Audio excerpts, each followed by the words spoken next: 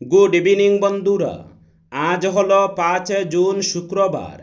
আজকের বরাক উপত্যকা তথা আসামের শ্রীভূমি, শিলচর, হাইলাকান্দি এবং ভারতের বিভিন্ন প্রান্তের আজকের সন্ধ্যার বিশেষ বিশেষ খবরগুলি হল: মুখ্যমন্ত্রী হিমন্ত বিশ্ব শর্মার নেতৃত্বাধীন অসম মন্ত্রিসভায় আজ শুক্রবার 12 জন নতুন বিধায়ক মন্ত্রী হিসাবে শপথ গ্রহণ করেছেন।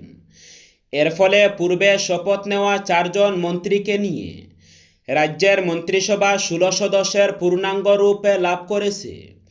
গুয়াহাটির জ্যোতি বিষ্ণু আন্তর্জাতিক কলা মন্দিরে আয়োজিত এক বর্ণাঢ্য অনুষ্ঠানে নবনিযুক্ত মন্ত্রীদের পদ ও গোপনীয়তার শপথ বাক্য পাঠ করান রাজ্যপাল লক্ষণ প্রসাদ আচার্য।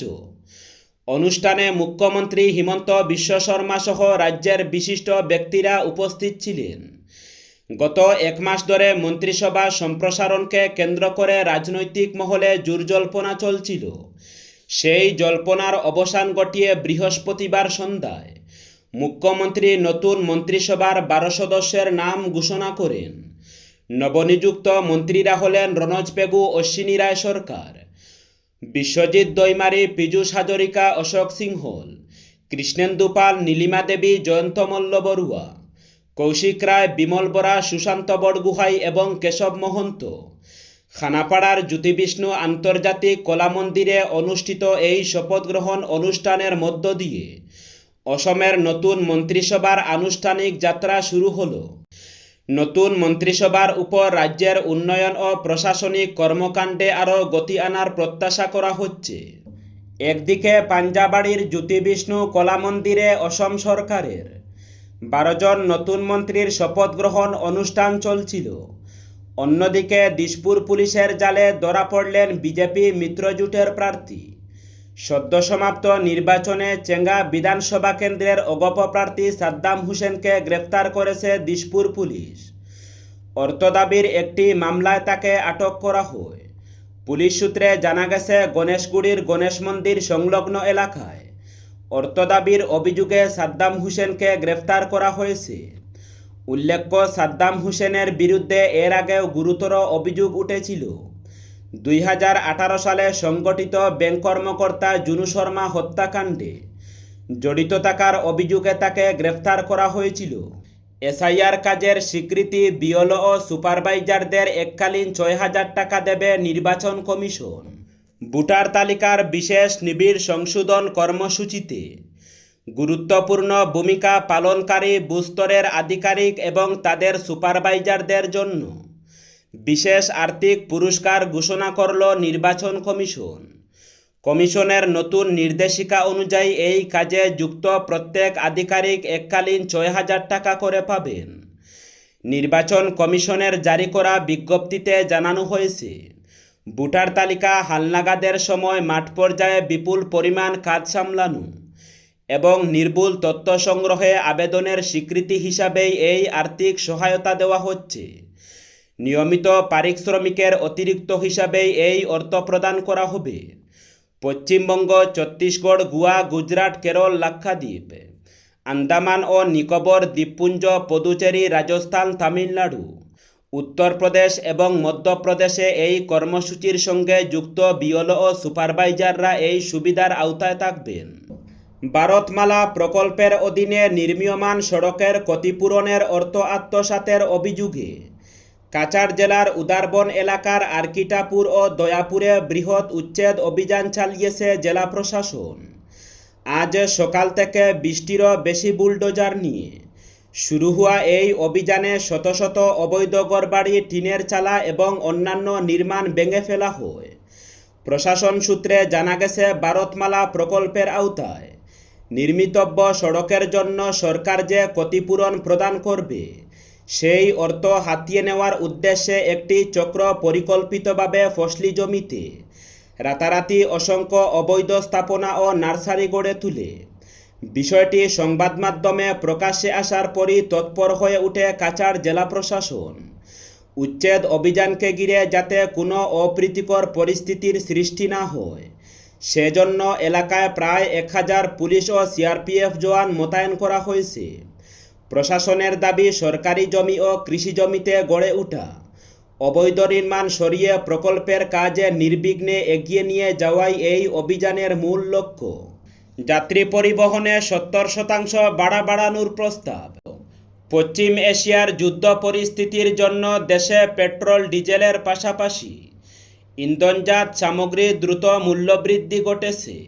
বিধানসভা নির্বাচনের পরও অসমেও পেট্রোল ডিজেলের দাম বেড়েছে। এই মূল্যবৃদ্ধিতে পরিবহন ক্ষেত্রে হাহাকার পরিস্থিতির সৃষ্টি হয়েছে।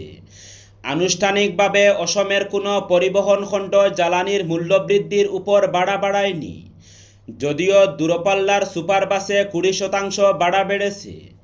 পেট্রোল ডিজেলের মূল্যবৃদ্ধির সঙ্গে সঙ্গতি রেখে সারা অসম মোটর পরিবহন সংস্থা যাত্রী ভাড়া বাড়ানোর সিদ্ধান্ত নিয়েছে।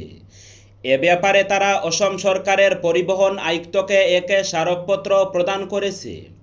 স্মারকপত্রে সংগঠনের সভাপতি প্রদীপ দাস ও নয়নজ্যোতি কলিতা 2019 সালের ভাড়ার উপর কমেও 70% বৃদ্ধির প্রস্তাব দিয়েছিলেন। স্মারকপত্রে সংগঠন বলেছে 2019 সালের পরিবহন বিভাগ পূর্ব নির্ধারিত ভাড়ার উপর 25% ভাড়া বৃদ্ধি করেছিল।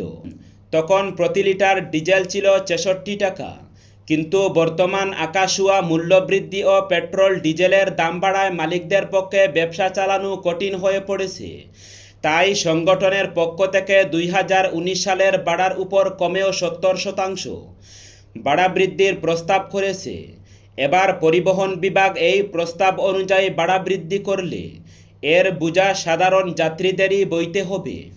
গুয়াহাটির জালুকবাড়ি এলাকায় গভীর রাতে সংঘটিত এক ভয়াবহ অগ্নিকাণ্ডে একই পরিবারের 4 সদস্য জীবন্ত দগ্ধ হয়ে মৃত্যুবরণ করেছেন। মৃতদের মধ্যে রয়েছেন পরিবারের বাবা মা এবং তাদের 2 সন্তান। জানা গেছে বৃহস্পতিবার গভীর রাত প্রায় 2টার দিকে জালুকবাড়ি জয়মণিনগর এলাকায় একটি সিলিন্ডার বিস্ফোরণের পর আগুনের সূত্রপাত হয়। মুহূর্তের মধ্যে আগুন পুরো বাড়িতে ছড়িয়ে পড়ে। প্রবল বর্ষণের মধ্যেও স্থানীয় বাসিন্দারা ঘটনাস্থলে ছুটে এসে উদ্ধার কাজে অংশ নেন এবং সঙ্গে সঙ্গে অগ্নি নির্বাপক বাহিনীকে খবর দেন। খবর পেয়ে অগ্নি নির্বাপক বাহিনীর একাধিক দল ঘটনাস্থলে পৌঁছে দীর্ঘ প্রচেষ্টার পর আগুন নিয়ন্ত্রণে আনে।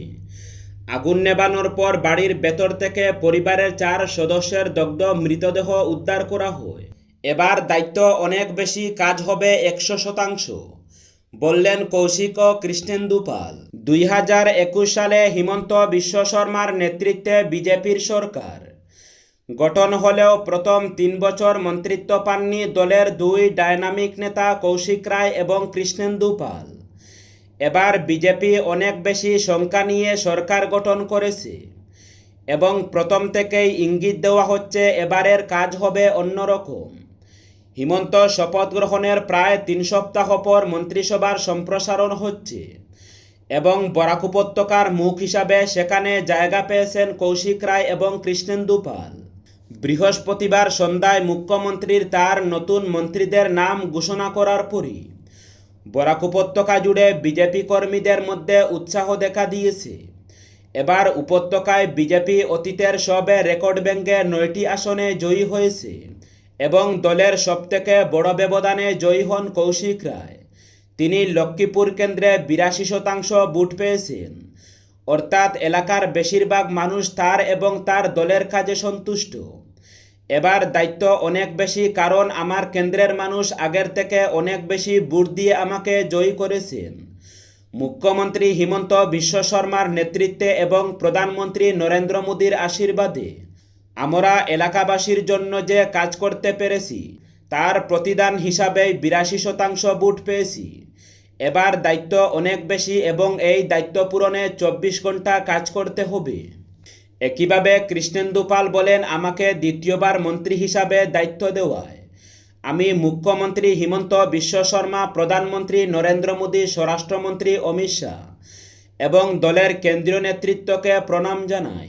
তারা যে বিশ্বাস দেখিয়েছেন তার যোগ্য সম্মান দেব এবং জনগণের সেবায় নিজেকে প্রতিদিন 24 ঘন্টা নিয়োজিত রাখব। শেষ রক্ষা হলো না উদারবন্দে সড়ক দুর্ঘটনায় আহত পানগ্রাম 2য় খণ্ডের বাসিন্দা সুনীল গিরির। চিকিৎসকদের সবে চেষ্টা ব্যর্থ করে বৃহস্পতিবার সকাল 7টা নাগাদ শিলচর মেডিকেল কলেজ ও হাসপাতালে শেষ নিঃশ্বাস ত্যাগ করেন তিনি।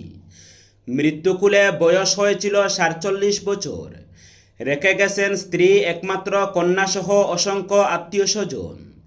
এদিন বিকেল 3টায় উদারবন মহাশ্মশানে তার শেষকৃত্য সম্পন্ন হয়। প্রসঙ্গ, গত বৃহস্পতিবার রাতে মহাসড়কের গুসাইপুর এলাকায় ই রিক্সা ও বোলেরোর সংঘর্ষে আহত হন ই রিক্সা চালক সুনীল গিরি সহ 6 ব্যক্তি। এদের মধ্যে সুনীল বাবুর আঘাত ছিল গুরুতর। এদিন থেকেই শিলচর মেডিকেল কলেজের আইসিইউতে মৃত্যুর সঙ্গে পাঞ্জা লড়ছিলেন। অবশেষে মৃত্যুর কোলে ঢলে পড়েন তিনি।